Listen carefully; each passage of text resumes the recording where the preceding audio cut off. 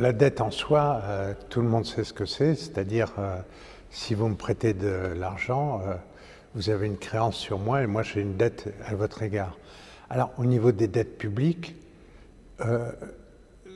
l'État, quand il a un déficit budgétaire, c'est-à-dire quand il dépense plus que ce qu'il reçoit en impôts et autres revenus de l'État, il vend des titres publics, des bons du Trésor et d'autres, sur le marché financier, c'est-à-dire il vend ou il emprunte, en fait il vend des bons du Trésor par exemple, à une banque commerciale ou à vous, et vous lui donnez de l'argent en échange, et donc ça lui donne des moyens financiers.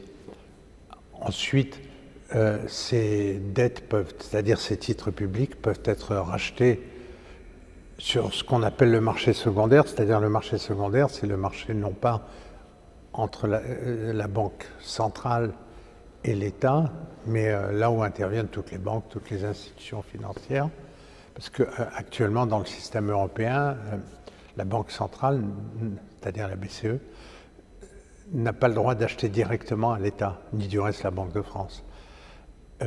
Mais par contre, ils peuvent acheter sur le marché secondaire, c'est-à-dire vous par exemple, supposons que vous êtes le représentant d'une banque, donc vous avez acheté des titres publics.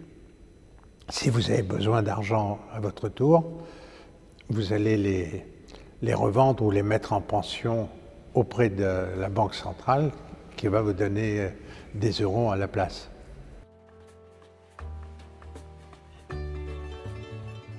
Bien, les origines, d'une part, c'est le déficit budgétaire, c'est-à-dire chaque fois que vous avez un déficit, c'est-à-dire si vous dépensez 100 et que vous gagnez 90, ça vous fait un déficit de 10, et ces 10, vous devez les financer.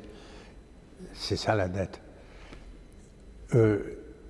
Alors maintenant, il y a eu une origine supplémentaire qui n'est pas très développée en France, mais qui l'a été plus dans d'autres pays. C'est qu'après la crise de 2008, 2007-2008 dans le monde, avec les startups, comme les banques étaient menacées, parce que les banques avaient acheté des titres qu'elles n'étaient plus capables de récupérer, ou en tout cas sur lesquels il y avait des doutes, les États sont venus au secours des banques pour éviter leur faillite, parce qu'il y aurait eu un mouvement en chaîne dangereux pour les économies.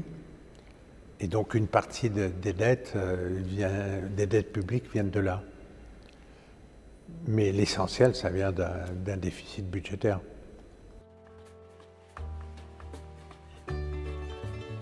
Ça dépend de quel point de vue on se place. Par rapport aux critères européens, c'est-à-dire critères de Maastricht et autres, elle est trop élevée puisqu'il ne fallait pas dépasser un certain montant et qu'on l'a largement dépassé. Maintenant, est-ce qu'en soi elle est trop élevée? Alors, les économistes ne sont pas toujours d'accord sur la question. On a pu dire qu'à partir de 90% de dette, on en est en gros à 100%, c'est-à-dire c'est par rapport au PIB. Ça devenait plus difficile à gérer. Bon, d'autres pensent qu'il n'y a pas une limite comme ça, mais il est évident que plus vous avez de dettes, plus vous risquez d'avoir de problèmes. Mais là, le problème concret, c'est que l'Europe nous impose moins à la France qu'à des pays plus faibles comme l'Espagne, le Portugal, a fortiori la Grèce, impose des politiques d'austérité qui sont dramatiques pour ces pays parce que ça veut dire qu'on n'investit plus, etc.